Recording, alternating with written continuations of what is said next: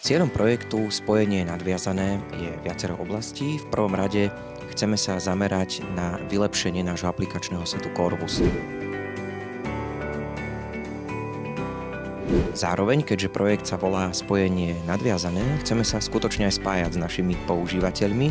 My vyvíjame Corvus ako nevidiaci pre nevidiacich, to znamená, že vieme aj sami povedať, čo by v tom Corvuse malo byť, ale sme zvedaví aj na názory našich používateľov. Takže chceme sa ich pýtať formou ankiet alebo formou nejakých dotazníkov, čo by v tom Corvuse chceli mať.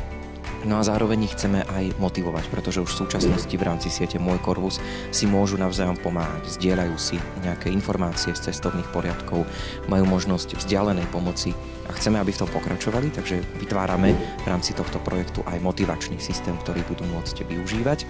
No a zároveň sa chceme spájať s našimi používateľmi aj online alebo osobne, aby sme ich zaškolili práve v tých nových funkciách, ktoré do aplikačného setu Corvus pribudnú, a chceme zaškoľovať aj odborníkov. To znamená, to sú sociálno-rehabilitační pracovníci, ktorí sa s nevidiacimi stretávajú na celom Slovensku a budú im môcť práve informácie o týchto nových funkcionalitách Corvusu posúvať a prinášať.